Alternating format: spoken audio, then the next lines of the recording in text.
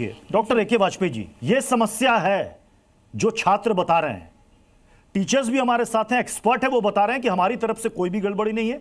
अब ये सीबीएसई और वो कंपनी जाने जिसको ये काम सौंपा गया था। सवाल ये है कि पहले मैनुअली जांच होती थी और उस वक्त भी पुनर्मूल्यांकन के मामले आते थे, लेकिन इतनी संख्या में नहीं आते थे, कुछ हजारों में आते थे। इस बार 4 गुना मामले बढ़े हैं। इसका मतलब कि लगभग हर दूसरे छात्र या छात्राओं के मन में एक सवाल है कि मुझे मेरे मेरिट के आधार पर नंबर नहीं मिला। तो सवाल है कि क्यों ना युद्ध स्तर पर मैनुअली जांच करा ली जाए सभी कॉपियों की। क्या यह संभव नहीं है?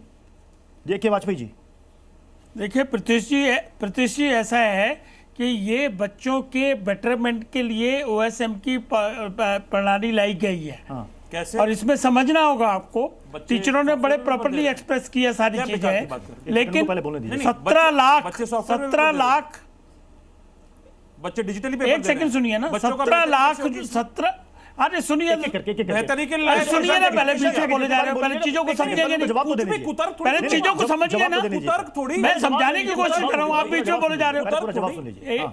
ये इट्स नॉट ए मैटर, ये राजनीति का विषय नहीं है। 17 लाख छात्रों ने हिस्सा लिया, 1 करोड़ 4 लाख कॉपियां बनी, 40 करोड़ पन्ने बने।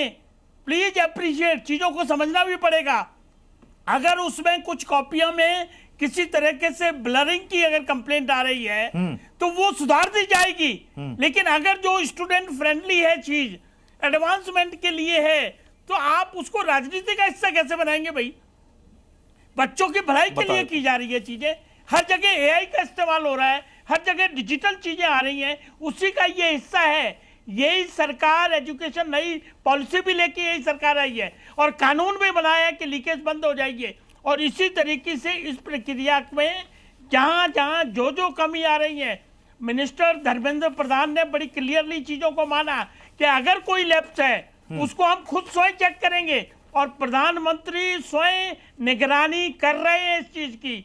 इससे ज्यादा क्या किया जा सकता है? संजीव झा जी, संजीव झा जी, एक तरफ तो कह रहे हैं, शिक्षा मंत्री ने कहा है कि यह गड़बड़ी हुई है और इस गलती को हम स्वीकारते हैं और किसी भी सिंगल छात्र के साथ हम अन्याय नहीं होने देंगे।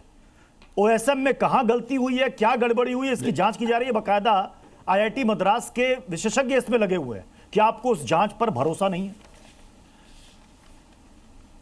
देखिए, हाँ बिल्कुल भरोसा नहीं है। भरोसा इसलिए नहीं है कि धर्मेंद्र प्रधान ये बात बहुत बार कह चुके हैं।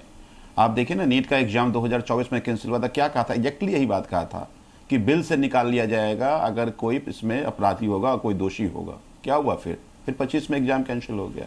कोई भी एग्जाम, चाहे सीबीएसई का एग्जाम हो, चाहे नीट का एग्जाम है, चाहे सीयूईटी एग्जाम हो, कोई भी एग्जाम ये ठीक से करा पाए, इनसे हो नहीं पा रहा है।